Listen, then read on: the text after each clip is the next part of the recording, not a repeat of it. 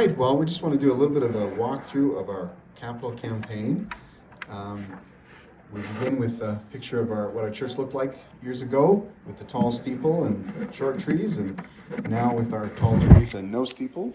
We have a little bit of a different dynamic going on. So there's the most visible corner of our building that people see from the service road and also see from Main Street is sort of like a back corner of our building. And so we want to make that corner more attractive.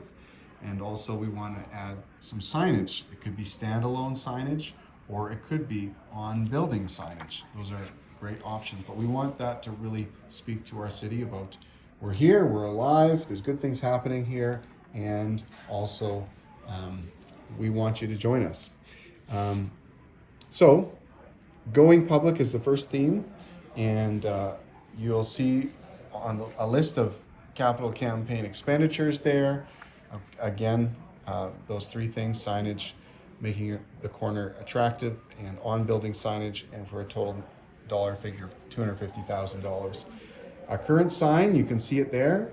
It's old, it's tired, and I mean, it has served us well for some years, but it's not as good as it could be. Here's a couple examples of signage, just a refreshed, smaller sign, but then also a big sign. So we could have a sign that has a digital portion, like this Royal LePage sign, where it's the bottom portion is digital, so that we could put announcements and things like that up. Or we could, there's all sorts of different options here, but we just really want the kind of signage that would serve us the best, and also so people would know we're here and you couldn't miss us. Then when it comes to making our visible corner attractive, you'll see these pictures here where I like this first one. It's got brick and then a wood portion there, and our building has a lot of brick on it. So there's stuff we can do with brick, whether it's we paint it or whether we find something that matches up with it to complement it. And then there's another one there, just showing some ideas of attractive entrances. Now that part of our property is sort of more the first impression than seeing the steeple rising over the hill.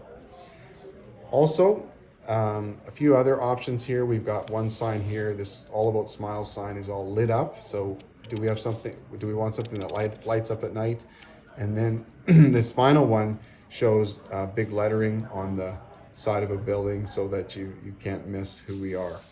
So those are some great examples. When it comes to hospitable and inviting spaces for others, we've talked about our foyer being one of the main entryways, or the first impressions that we have, our foyer/entryway, and we want to renovate that. And then also our family/kids entrance and experience. So a lot of people are in that back hallway, and there's lots of excitement back there. So we've earmarked $300,000 for this improvement. So first, you'll see a welcome desk in both of these pictures.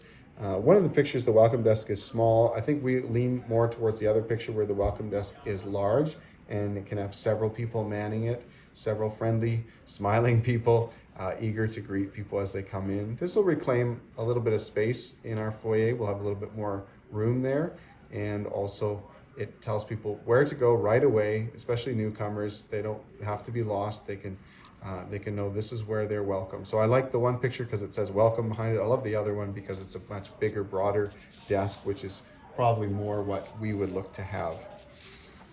Then we have indoor signage. We want clear signage so people know where to go in every significant space in our building. So that was another thing that we hope to make sort of uniform and matching the design of everything else. Then we talk about maybe like a family or kids entrance. Some churches have signage above those entrances that really speak, whether they give their area a name like Kids Land or Kids Zone, or for us, Hillcrest Kids, whatever it is. That's another way to sort of indicate to the city at a glance that this is a place for families. Kids really matter here. If you've got a family, this would be a great place to go to church. And what's it like when you come in to this space? Like, what's the check-in experience? Again, having an inviting area to do that in, but then also having an easy check-in, a good check-in experience, so you can come and bring your kids, and you have a sense that, okay, this is being well handled. I can trust these people with my kids. They really thought through all the things that need to be thought through, so a family feels at ease dropping their kids off, and that the kids are excited to jump right into what we're doing. All right, this value is that we've been entrusted with a valuable ministry tool. This building is quite an incredible gift from one generation to another, and so we want to make sure we do our part to take care of it so we can pass it on in good repair and functionality to the next generation. So we've listed, there's stucco replacement on the upper sanctuary and the outer valance. There's roof patching and extending its life. The foundation has, in some parts, has sort of sunk and needs to be lifted, and there's ways to do that. Technology has come around to the place where that's easier to do nowadays. Window and door replacement, and then heating control and ducting. Those are all part of that cost.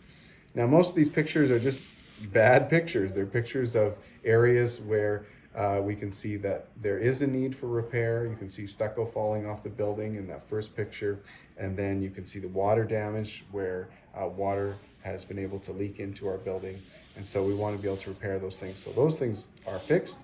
Then in our gym, you'll find this enormous crack. I think it looks even bigger the way we've got it in the picture, but there is some cracking in the gym, and so there's there's spots on our floor that need repairing. And then this next one shows how the walls and the floor have separated and you can see under the walls into the next space. So that's not what we want.